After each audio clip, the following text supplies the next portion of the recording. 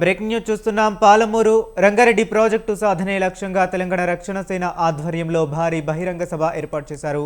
రంగారెడ్డి జిల్లా చౌదరిగూడెం లక్ష్మీదేవిపల్లిలో సభ ఏర్పాట్లను టీఆర్ఎస్ నాయకులు పూర్తి చేశారు. కాసేపట్లో టీఆర్ఎస్ చీఫ్ కల్వకుంట్ల కవిత సభా స్థలికి చేరుకోనున్నారు. అంతకుముందు చౌదరిగూడెంలో పార్టీ జెండాను ఆవిష్కరించనున్నారు కవిత.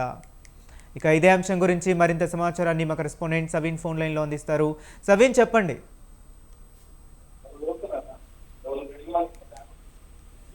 ప్రధానంగా తెలంగాణ రాష్ట్ర సేన అధ్యక్షురాలు కల్వకుంట్ల కవిత ఈ రోజు పాలమూరు రంగారెడ్డి ప్రాజెక్టులో భాగంగా ప్రధానంగా పాలమూరు రంగారెడ్డి ప్రాజెక్టును శంకుస్థాపన చేసి 11 ఏళ్లు పూర్తయినప్పటికీ ఇప్పటి వరకు ఎందుకు ప్రారంభించడం లేదు అనే అంశంపై ఈ రోజు సాయంత్రం ఏపీ లక్ష్మీదేవిపల్లి రిజర్వాయర్ సమీపంలోని చౌదరిగూడెం వద్ద బహిరంగ సభ ఏర్పాటు చేశారు. ఈ బహిరంగ సభలో కల్వకుంట్ల కవిత పాల్గొని ప్రసంగించబోతున్నారు. ప్రధానంగా తన పార్టీని స్థాపించిన తర్వాత తెలంగాణ రాష్ట్ర సేనగా పార్టీని ప్రకటించారు. ఆ తర్వాత తెలంగాణ రక్షణ సేనగా పార్టీని మార్చారు.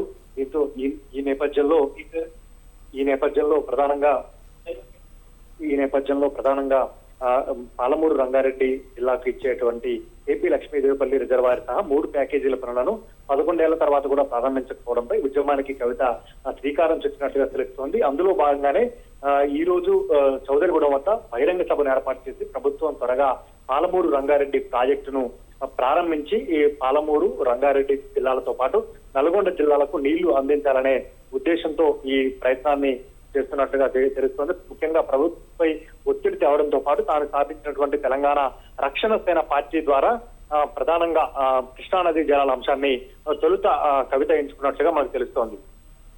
Okay, right. Thank you Saveen.